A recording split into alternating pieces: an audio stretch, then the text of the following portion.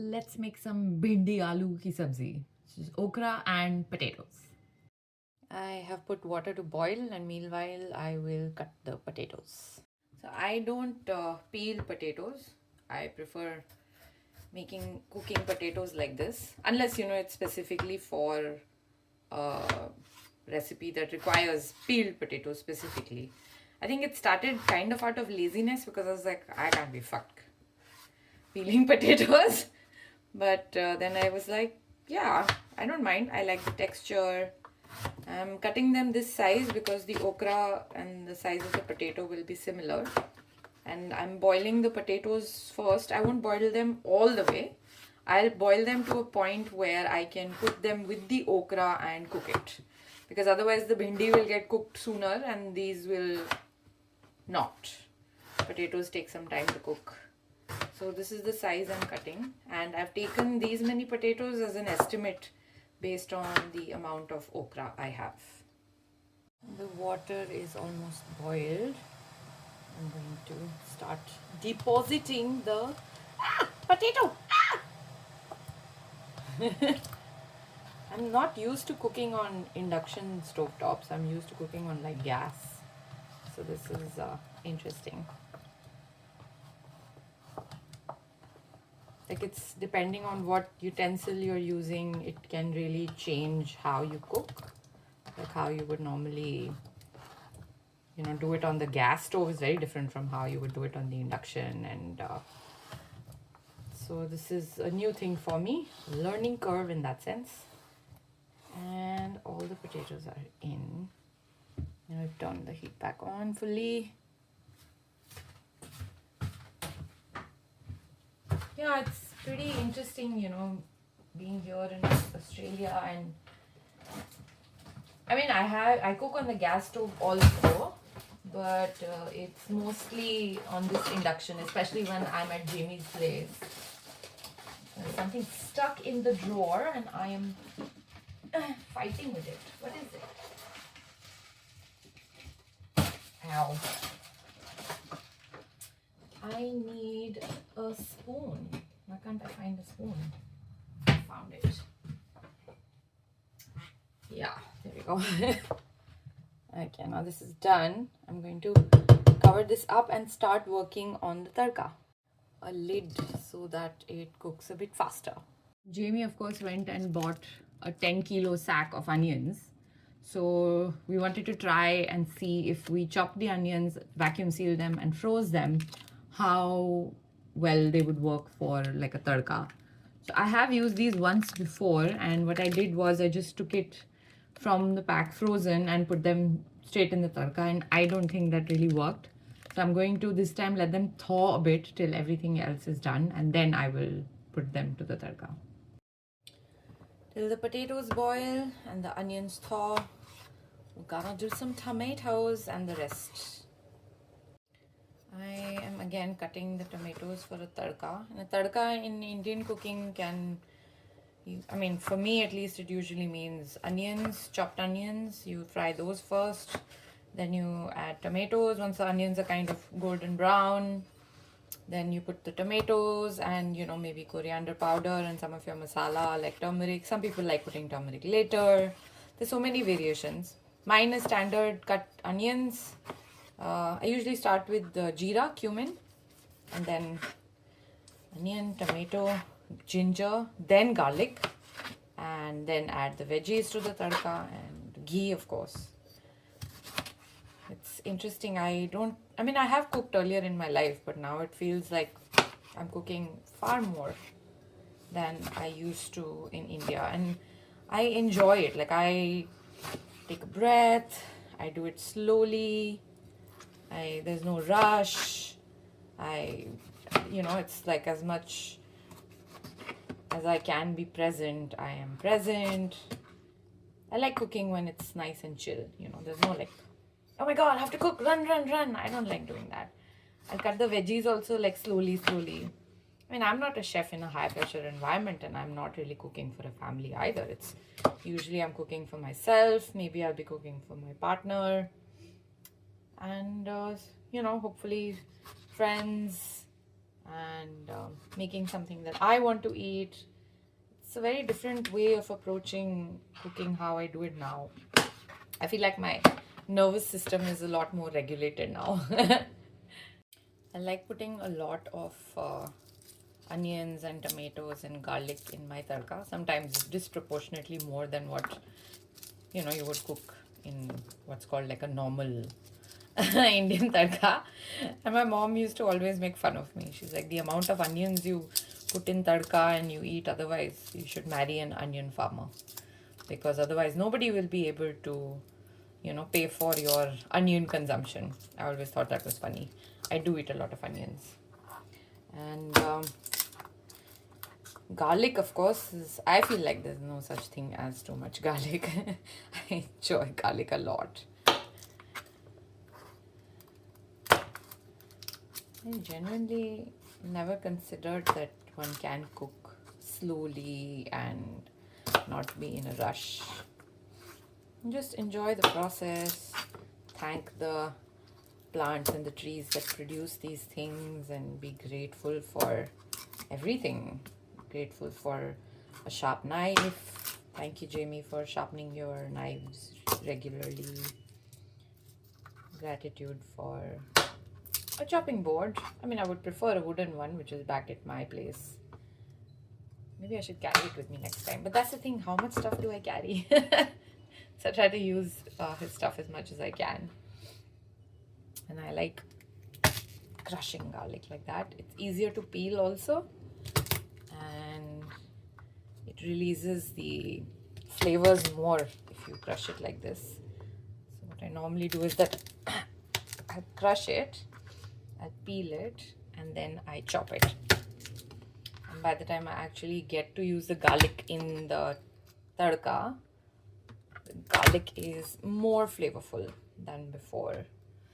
I don't know, I think it also has some compounds or something which get released more if you crush it. I don't know what it's called. Allicin? I think it's called allicin. It's just, I feel like garlic is excellent. Like, what a thing, right? Like, who found garlic first and saw this thing and was like, huh, we should eat it. It would be interesting to find out. Right. So yeah, see, peeling becomes a lot, like it just comes out for the most part. Not all the time, but. And also this garlic, I mean, Indian garlic, I don't know what it is like now back home, but Indian garlic used to be really small. And the flavor in those pods is different. These large ones, I think, were in India when I used to buy them, they were called Chinese garlic. I have no idea what garlic it is or where it originates from. But if you wanted the bigger sized cloves like these, then you went to a shop and asked for Chinese garlic.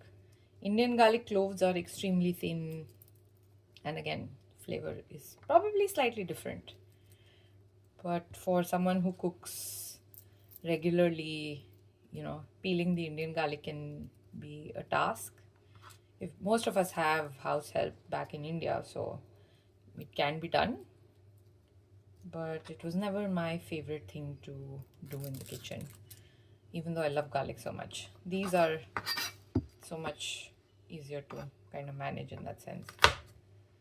Yeah, so now you just chop it up a bit like this, depending on how small you want the pieces to be.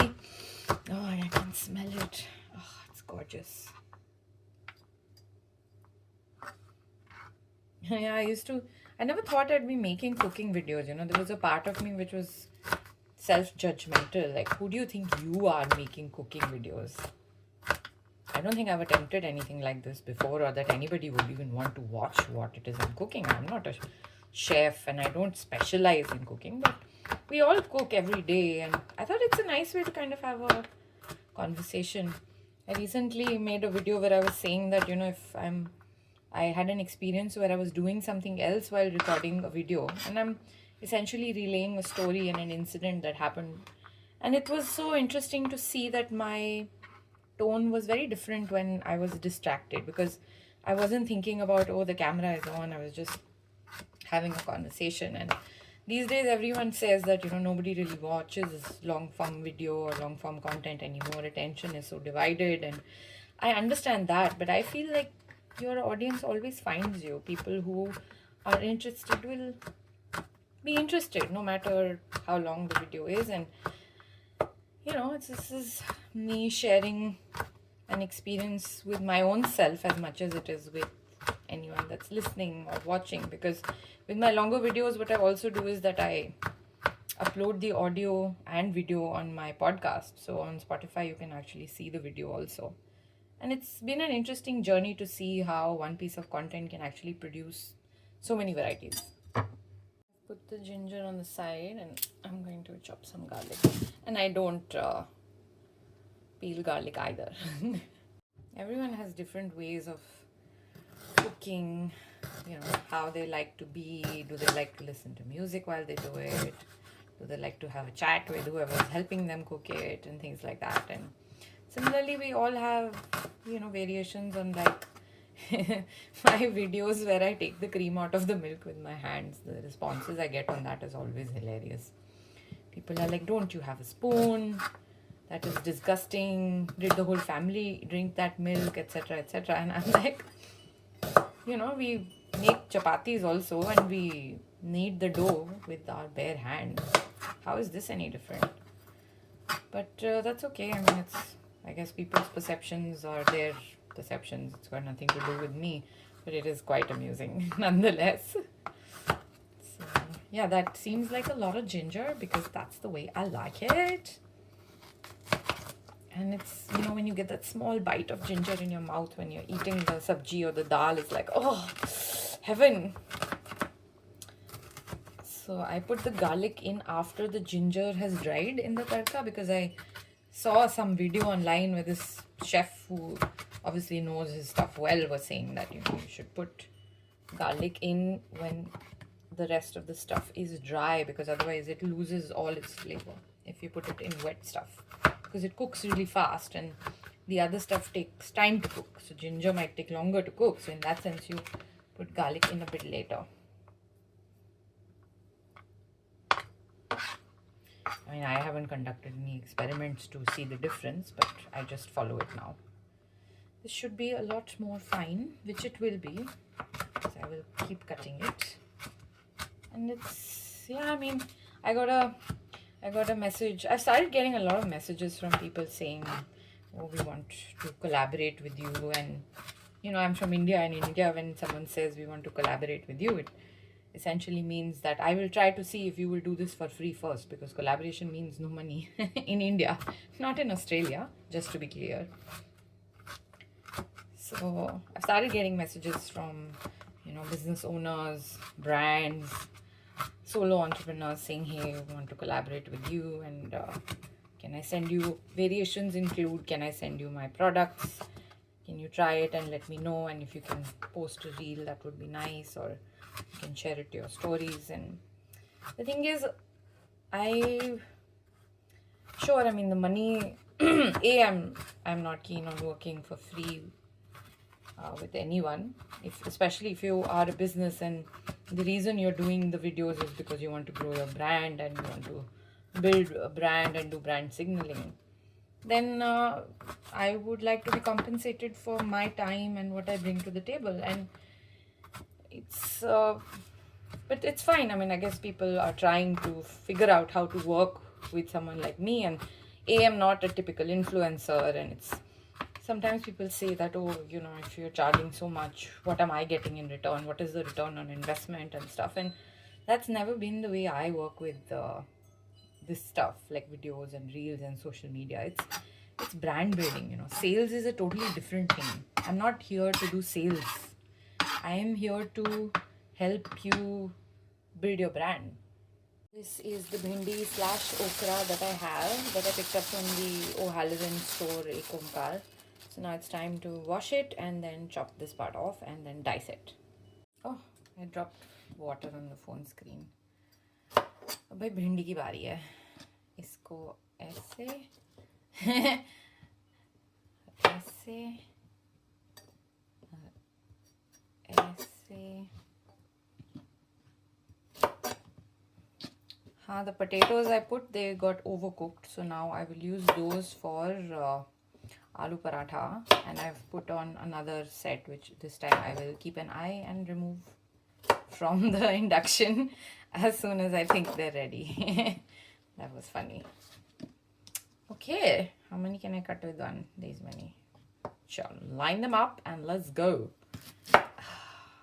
Oh, it smells so good, Bhindi! I love Bhindi!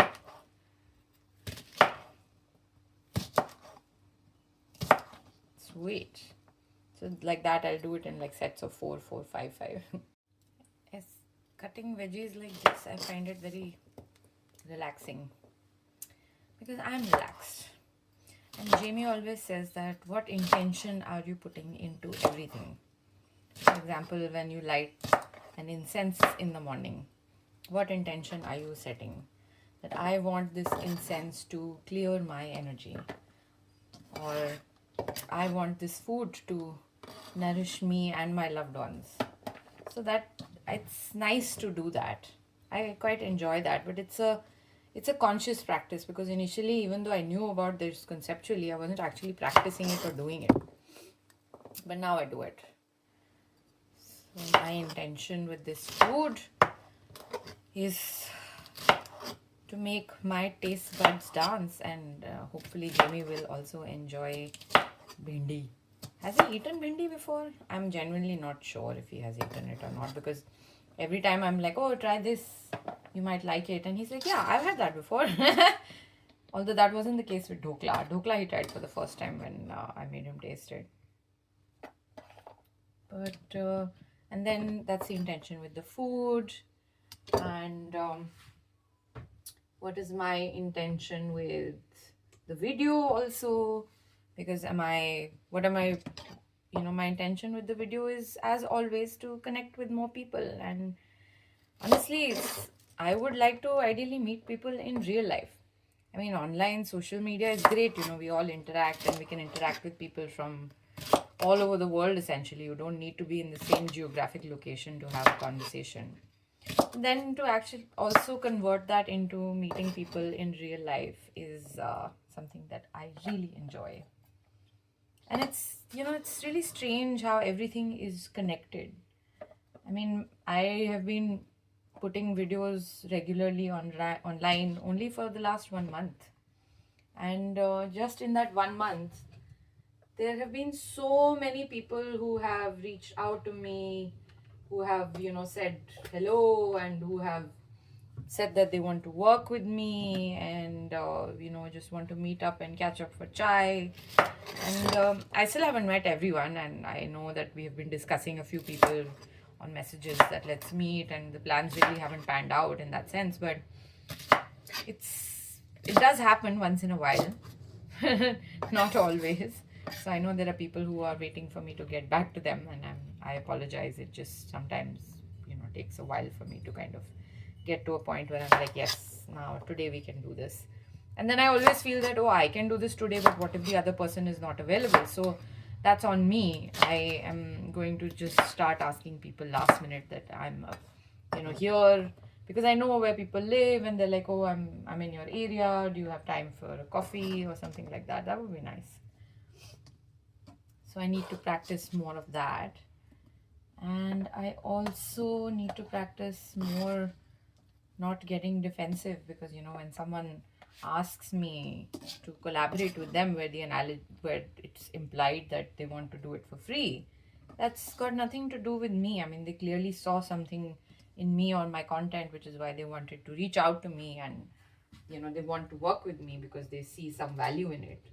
And then if the price doesn't align, and it doesn't align, it's fine. It's it's an alignment thing, and it doesn't mean anything in the sense that it doesn't lower my value or lower their value. It's just, at the end of the day, it is what it is. It's not aligning currently, and you never know how things align and where they go from where. And I've had wonderful experiences, and I've had girls reach out to me from all over Australia and in my DMs and be like, there's a friend of mine now who lives in Canberra, and she was like, oh, I've just bought a new house and I would love to invite you for the housewarming. You have to come. And this is someone I'd never met before. And I was like, an older version of me would have been like, oh my god, like, can I just go like that to some random person's house? Like, how will that work?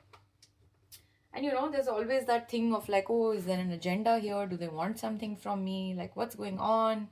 But this time I was like, you know what? That is extremely kind of you, and I will do that. So I drove down from Adelaide and I went and stayed at a complete stranger's home for a week. And we became friends. I met their friends, and it was a wonderful time. And I got to travel to Canberra, and I have so much gratitude for that experience. And you know, she made me food. We went out. It was incredible. And I feel like I'm finally at a point in life where I'm open to receiving, and so the universe is sending, and I am accepting with wide open arms. So that was a very interesting experience. And then I have similar offers from people in Sydney, from people in Melbourne, in Perth. Like, I know Darwin, I know that if I ever go to any of these cities, I have a place to stay. And these are these are all people I've never met before. And it's like that some of them don't even know me. I mean, they know about me only now in the last 1 month or in the last 2 months. There are some, of course, of my friends who live in these cities, and, with friends, it's like, yes, of course, where else do you think I'm going to stay? So that's cute, but it's interesting for me to observe how much I have changed and how so many people are reflecting that back to me. It's honestly very, it's nice, it's encouraging. And similarly, work, I've had people reach out to me for work and say that, hey, I would love you to photograph my family and do like family portraits, or I have products, and how much would you charge, and let's do this. And collaborations are being discussed with other creators, and I would love to collaborate with other creators. Don't even talk about money, let's just do it. And everyone's got all these ideas, and some people really radiate this energy where I'm like, I must work with them, because how wonderful it will be to work with someone like that. So I have now started reaching out to other collaborators and saying that, hey, let's do this, and we can come up with ideas. And so it's been a wonderful journey till now, and I know it's going to be continue to be awesome. It's very, very interesting, and I'm glad of where I am right now. Okay, so the bhindi is almost done in terms of chopping, and my box of bhindi is full, so I'm just going to leave this chopped bit here. And the second batch of potatoes is now probably done. I took it off the induction because I was like, this is going to keep getting warmed up and keep getting overcooked. That's the second batch of potatoes, which is cooked and is not mush. And this is the previous batch, which turned quite mushy. So I'll use these for parathas, and that I will use for the bhindi potato vegetable that I'm making. Time to get the big kadhai out, if I can find it. I prefer cooking in a big kadhai, because I have a problem with quantity. I end up making too much. So with a big kadhai, I know that it will not spill. So we start from there. It's time to add some ghee. It's there in the video, yeah? Yeah. So I think to start with, 4 should be fine. I like that Amul ghee is available here, but if it was not, I would have made my own ghee by now. That goes back. Let me turn on the stove a bit. I will now look for, yes, cumin. Jeera. I love jeera. It's so good. I put it in like pretty much all my tadkas. Unless I'm doing mustard seeds. Then mustard seeds and all. And this also I end up putting more than required. So this time I will control it a bit. Well controlled nano. And then I will find the onions and get the packets open and pop them in. We don't need clove or black pepper for this. I don't want to put any of that. So I will get the onions ready now. With frozen onions, I've noticed that they tend to get like soggy and too much water. So I don't know if we'll be using onions like this again, because I don't think it's a good idea. Oh. Yeah, this is what I mean. Like, the onions have released a lot of water because this was the frozen chopped onions that we had stored. I suppose it could work for curries, because otherwise for a dry vegetable like bhindi and potato, this is too much water, which is not ideal. And I'm not even sure, I'm guessing it'll evaporate, but it just kind of takes longer, so depends. I feel like this has worked, because you just need to spend some time getting the excess water to dry out, and now it's just ghee and onions, and it's almost time to put in the tomatoes. Okay, so I guess we can buy a sack of 10 kilos and chop them up and freeze them. That's awesome. I think the only step that I don't really prefer in that is the plastic. If there was some other way to vacuum seal them and, not have to put it in plastic, I would really prefer that. I don't know if someone knows something about vacuum sealing but not in plastic, or how to store in a freezer without vacuum sealing, so that the food doesn't get freezer burn. Please do suggest. Now it's time for the tomatoes.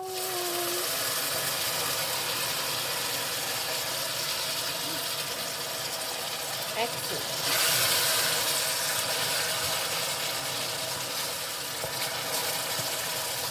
I don't have a lid for this wok kadhai, so this is how we do it.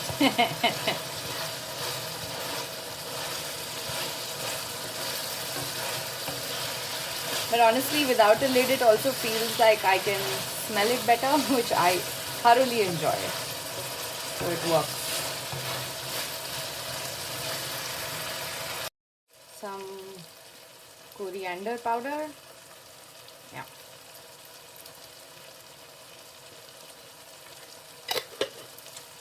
I like adding, I don't know if, I'm like, where I picked it up from, but I always add this to my tadkas for Indian food. I know a lot of other people add a lot of other stuff, like Jamie loves adding garam masala. I don't particularly enjoy garam masala because, it has its place, but for home cooking, I like clean flavors. So not too much mix up of spices or masalas is what I prefer when I'm cooking at home. I think that is when I'm like, oh yeah, this is like home food, ghar ka khana. Going out and eating is a different experience, which also I enjoy. But at home, I like this. Oh, I should also put some turmeric. Turmeric, we call it here. It's turmeric, and just a little bit. That should be enough. Also with turmeric, if you cook it in the cooking phase, it turns red. So that's because it's burnt. You don't get the yellow color, so you have to be careful how and when you put it. That's my experience. I don't know if there is some experts out there on how they use turmeric and stuff. I have no idea. I'm just talking from my personal experience. That is looking good. And this in itself can be a tasty vegetable. Just onions and tomatoes, and it's like yummy. Obviously put ginger and garlic also, which I will add now since we're talking about it. Here is the ginger. That's a lot of ginger. Yes, here we go. Oh, it's already smelling so good. I can't wait to eat. And Jimmy doesn't know that I'm making this, so I'm sure he will be very excited to see. And I would ideally like to eat this with chapatis, but to be honest, I couldn't be fucked making chapatis. So we do get frozen chapatis here, which are not too bad. And on the induction, you need to figure out how to do it. I've seen a lot of people use like a small size chapati size grill, and they put that on the induction, and then after the chapati is removed from the pan or the tawa, they put it on that so that it blows up. Pulos, pulka pulana. I haven't tried that yet because, again, like I said, I am really not a fan of making chapatis from scratch. Parathas I don't mind because I know I will not have to do that every day, and even though I don't have to make chapatis every day, it's just I prefer like those frozen ones work really well. Thank you very much. Garlic time.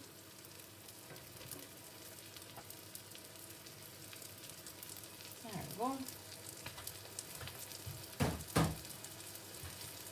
Feels like something's burning. That's the thing with induction. I can't really tell.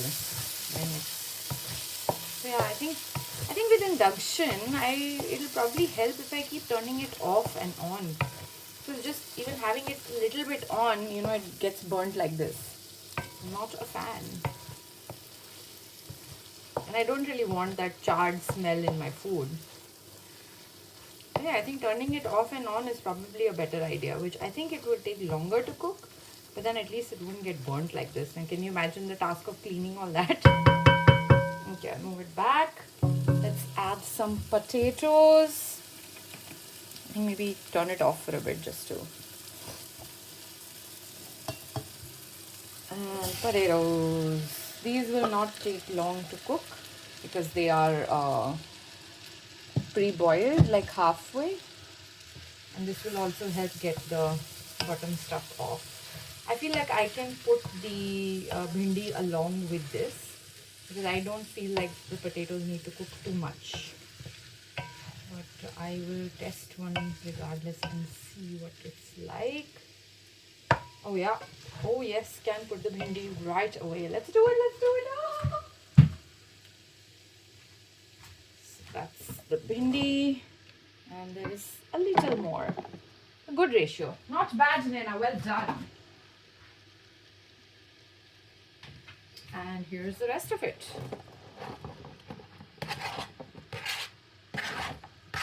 Amazing. What I do while cooking also is that I keep cleaning up on the side, because otherwise if you leave that, then you've got your food ready and in the end you have a mountain to clean. So I prefer doing it while this is happening because I don't need to stand here to cook it. It's getting cooked. I will not cover this, and because I don't want it to be wet, and the okra will release some moisture now. But I will turn on the stove because that's a good idea. And don't, like, you know, in this you should be lifting and mixing. You shouldn't mush things together. That's the only thing that I will keep in mind while I'm doing this. That looks nice. I have eaten bhindi once since I moved here, so this will be nice. Okay, here we go. This is on max now, and I will do that for maybe a minute or two and then shut it down. And I wish I had a lid, yeah, because then I won't have to keep moving or, you know, doing that with the spoon, moving it with the spoon. Then it can just stay. And I wish I had a gas also. So many wishes. I do feel like adding more ghee, so I will do that, which means that this box of ghee is also over, which means we can open the new one. Always excited about a new batch of ghee. God, do I sound weird? I mean, even if I do, that's fine, but I thought that was a weird thing to say. Ooh, I can smell stuff burning.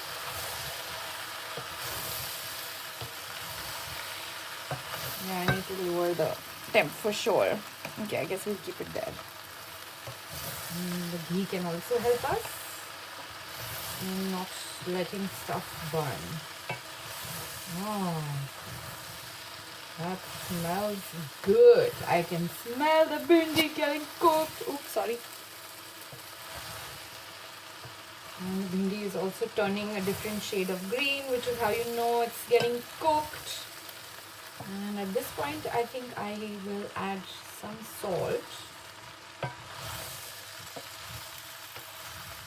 It's fun, you know, to cook. I mean, I don't know, I feel like I've been with partners before this who didn't fully appreciate my cooking, and I mean, I didn't feel appreciated, but with Jamie it's different. It's like I feel like cooking for him, which is so weird because I am not someone who will cook for someone just like that. Like, I have to genuinely mean it because there's so much energy we put in food, and if I don't feel it, then the energy I'm putting in the food is, not ideal. But with Jamie, it's like I know how deeply he appreciates food and how deeply he appreciates people and human beings in general. It's fun cooking for him. I enjoy it. There is an intention in it. I've learned a lot from him, which I don't. I mean, you learn something from everyone. I have learned a lot from him, and I continue to learn from him, and he continues to learn from me, and it's amazing. I think even the first text messages we exchanged, we met on Hinge. Just the literal first two text messages were that both of us were like, we are looking for someone to build and grow with. And I mean, there were several points during the relationship where we were like, both of us individually were ready to pull the plug. But yeah, we are still amazed that we find each other sitting next to each other. Even today, it's been, what, 7, 8 months now? And we are still here. It's a very interesting relationship for me. I've never experienced anything like this before.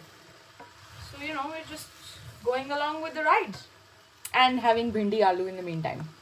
I am going to take a bite of that and see if it is done.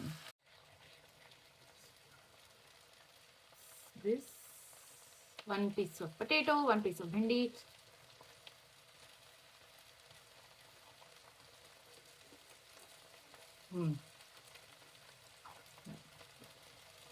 I feel like the bhindi needs a little more cooking. And the potatoes are also almost done. Oh my god, it's so tasty! This is the largest lid available, and I have turned on the stove, the induction, and I've put the lid on, and I'm going to leave it like this for some time, and then it'll be cooked. I think at some point I should remove it from the, I think I'll just remove it to the other one. There it is, done!